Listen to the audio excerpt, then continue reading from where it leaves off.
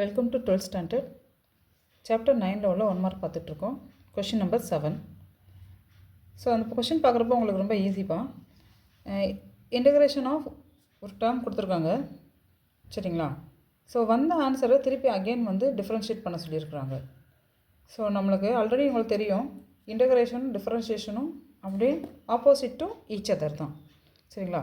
இது இன்டகிரேட் பண்ணிங்கன்னா நம்மளுக்கு என்ன டிஃப்ரென்ஷியல் ஆன்சர் கிடைக்குதோ திருப்பி அகெயின் மறுபடியும் நம்மளுக்கு டிஃப்ரென்ஷியேட் பண்ணால் அகெயின் இன்டகிரேஷன் ஆன்சர் தான் கிடைக்கும். ஸோ அப்படியே நம்மளுக்கு ஆப்போசிட் டு ஈச் அதர் தான்.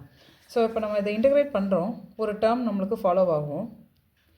திருப்பி மறுபடியும் அதை டிஃப்ரென்ஷியேஷன் பண்ணுறப்ப அகெயின் இதே டேர்மே தான் நம்மளுக்கு கிடைக்கும்.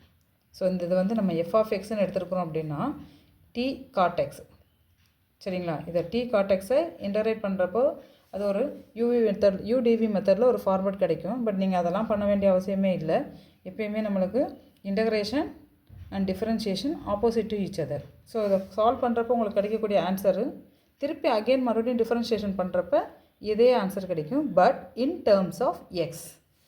ஸோ நம்மளுக்கு அப்போ இது f of x is equal to t and cos எக்ஸ்ன்னு நீங்கள் எடுத்துக்கிட்டிங்க அப்படின்னா அகெயின் நம்மளுக்கு டி எஃப் ஆஃப் பை இதை இன்டகிரேட் பண்ணி வர ஆன்சரு திருப்பி நம்மளுக்கு என்ன கிடைக்கும்?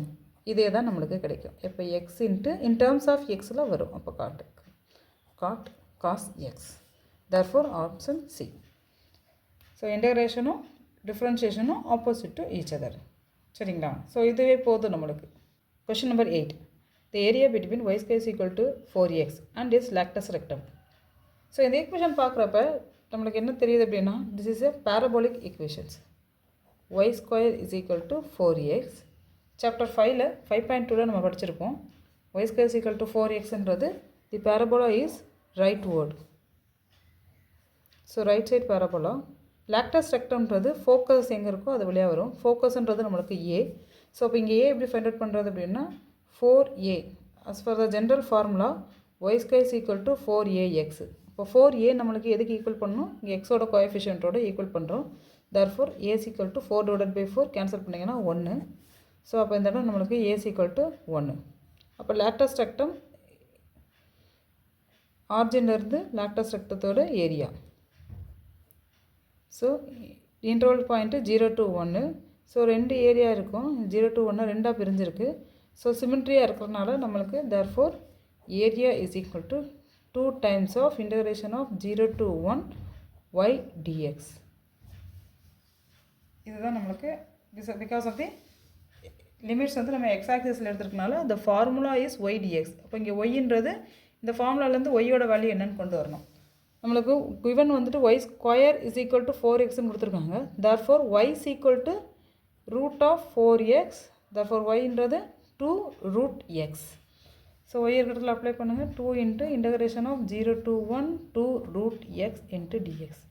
2 வெளியே கொண்டு வந்துருங்க. 2 2s are 4. Integration of 0 to 1 and root வேல்யூஸை எக்ஸ் பவர் 1/2ன்னு எழுதிக்கலாம். as usual you know that x power n into dx formula x power n plus 1 divided by n plus 1. therefore 4 into so integration பண்ணுறப்ப x power 1/2 plus 1னா 3/2 and divided by 3/2 limits. இப்போ limits நம்ம apply பண்ணுறோம்.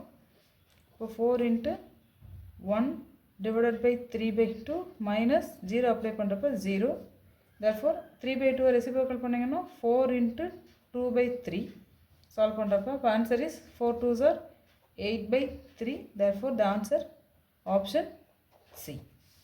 Thank you.